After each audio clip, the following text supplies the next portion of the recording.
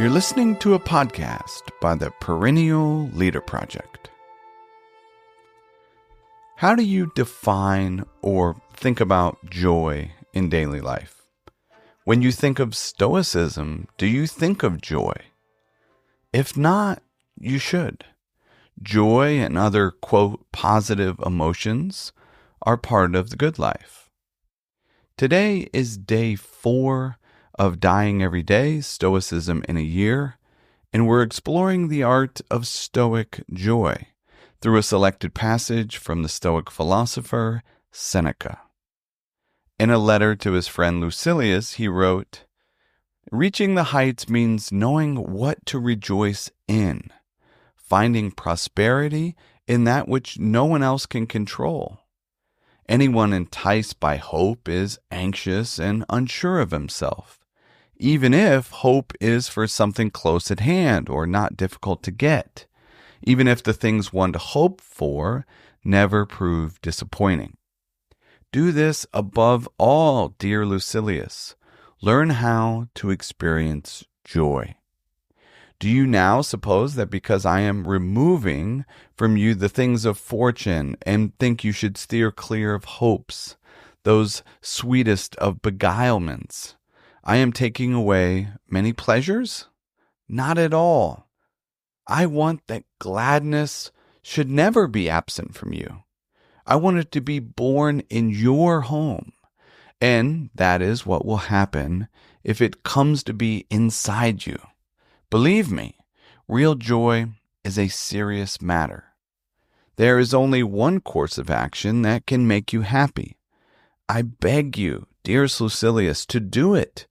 Cast aside those things that glitter on the outside, those things that are promised you by another or from another, and trample them underfoot.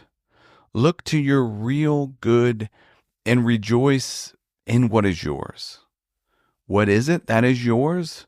Yourself, the best part of you." And this passage is adapted from a letter known today as On the True Joy which Comes from Philosophy. Our minds tend to connect joy with pleasure, especially in modern culture.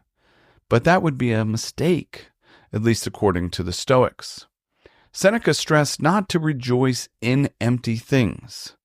The, quote, empty thing Seneca was referring to was pleasure. He believed that pleasures are empty, short, and regrettable, and need to be tempered with a good deal of self-control, or they will soon turn into the opposite. Consider reflecting or journaling about the path to true joy. What would you say are the ingredients of a joyful life? What role does philosophy play in experiencing true joy? It's essential to remember that Stoicism is a philosophy of life. This means that it's a way of living or a set of perspectives, principles, or virtues, and practices that work in harmony with one another. Let's briefly revisit the meditations from this week. Day 1 talked about determining what is up to us, and therefore what is not. Day 2 explored attaining goodness, or cultivating our character. And day 3, yesterday, was on conquering oneself.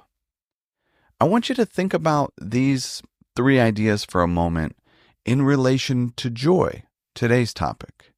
As you navigate the coming weeks, consider reflecting on how these ideas work together in daily life. Thank you for listening to Dying Every Day, Stoicism in a Year. I hope you found something useful for daily life. If you enjoy what we're doing here and want to support the project, consider becoming a Perennial Meditations member. And finally, as always, I urge you to put what you heard into practice. Until next time, be wise and be well.